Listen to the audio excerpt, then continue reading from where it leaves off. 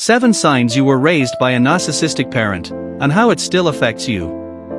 Have you ever felt guilty for saying no? Do you apologize even when you haven't done anything wrong?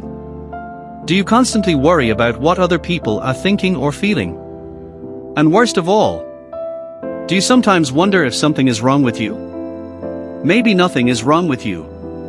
Maybe you simply learned, as a child, that keeping other people happy was the safest way to survive emotionally.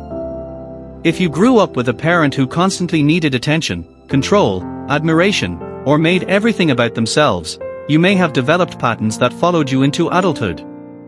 Today, we're going through 7 signs that may reveal those patterns, and how they can still affect your life. This isn't about diagnosing your parent. It's about understanding what you experienced.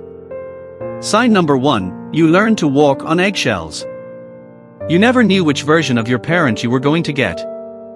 One moment, everything was normal. The next, a small mistake could turn into anger, criticism, or emotional punishment. So you learned to watch everything. Their voice, their facial expression, their mood, their reactions. You became extremely good at reading other people.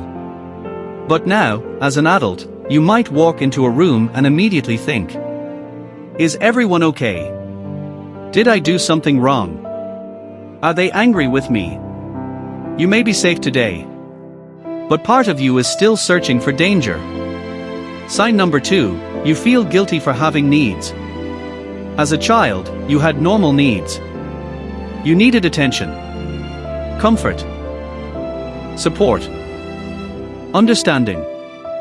But if your needs were repeatedly treated like an inconvenience, you may have learned, my needs don't matter. Now you might feel guilty asking for help. You might struggle to rest. You might feel uncomfortable receiving attention. And when someone asks, what do you need? You might not even know how to answer.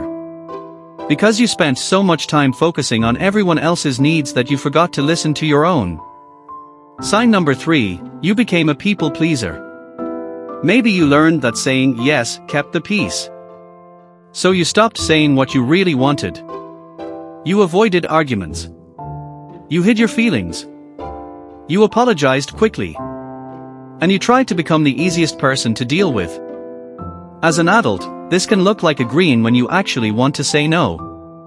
Tolerating disrespect. Or being terrified of disappointing people.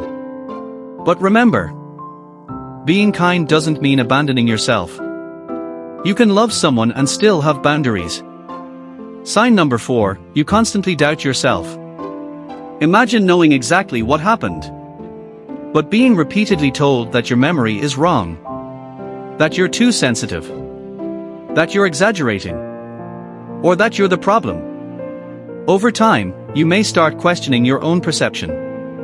And that can follow you into adulthood. You think, maybe I'm overreacting. Maybe it's my fault. Maybe I remembered it wrong. Healthy relationships shouldn't make you constantly doubt your own reality.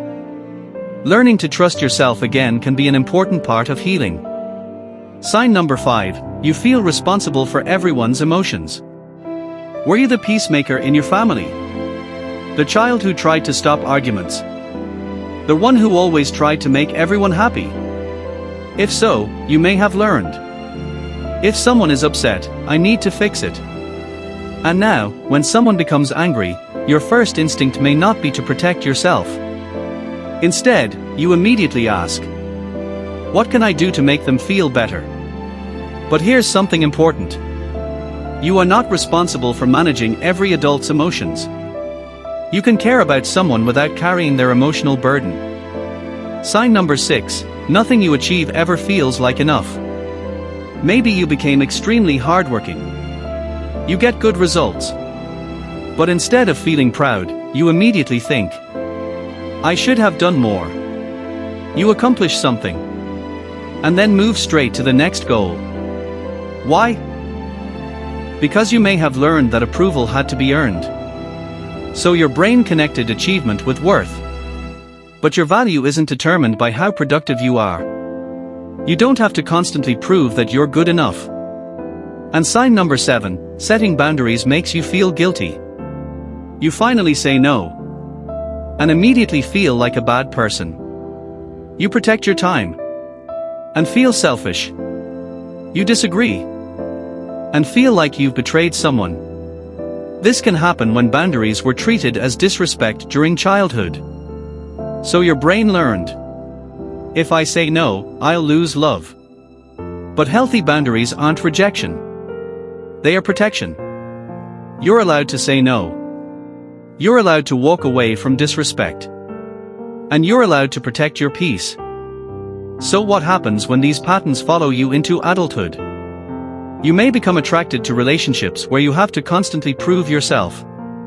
You may overthink everything. You may struggle with trust. You may tolerate behavior that hurts you. Or you may become extremely uncomfortable whenever someone is unhappy with you. But here's the good news. Recognizing a pattern means you can start changing it. You can practice saying no without explaining yourself for 10 minutes. You can ask yourself what you actually need. You can stop taking responsibility for emotions that aren't yours. And you can learn that love doesn't require you to abandon yourself. If you recognized yourself in this video, remember one thing. You didn't choose the patterns you learned as a child. But you can choose what you do with them now. Healing isn't becoming cold.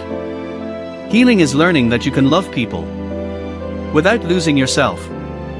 If this video helped you understand your own behavior a little better, subscribe for more psychology and relationship education. And comment below. Which pattern are you trying to unlearn?